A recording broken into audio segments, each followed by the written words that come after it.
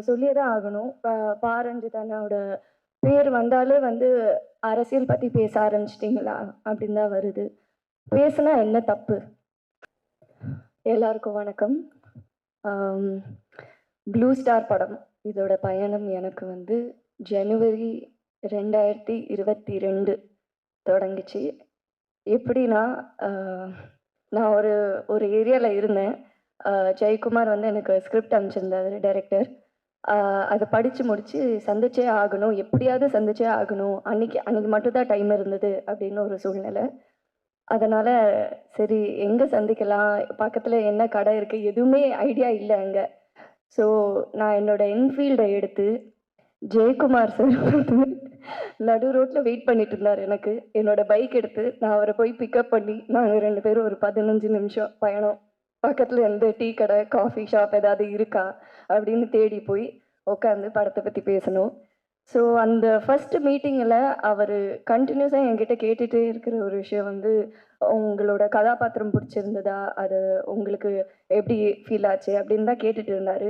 But எனக்கு இந்த அந்த ஸ்கிரிப்டை படித்தோடனே முழுசாக அந்த கதை, அந்த வாழ்க்கை, அந்த வாழ்வியல், அதில் இருந்த எல்லா கதாபாத்திரம் அதுதான் ரொம்ப இம்பேக்ட் கொடுத்துச்சு.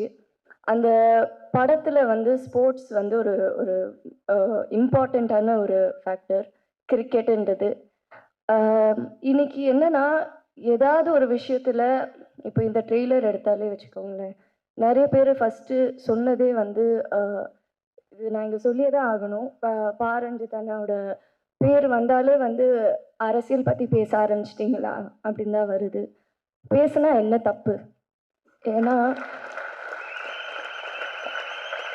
அவங்க எல்லாரும் அப்படி கேட்குற எல்லாரும் வந்து அவங்கக்கிட்டேயே கேட்குற வேண்டிய ஒரு கேள்வி, நம்ம போட்டிருக்கிற துணியிலேருந்து, குடிக்கிற தண்ணியிலேருந்து, சாப்பிட்ற சாப்பாடுலேருந்து எல்லாத்துலேயும் அரசியல் இருக்குது.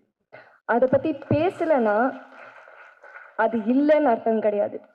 அதை பற்றி நீங்கள் இக்னோர் பண்ணுறீங்கன்னு தான் அர்த்தம். ஸோ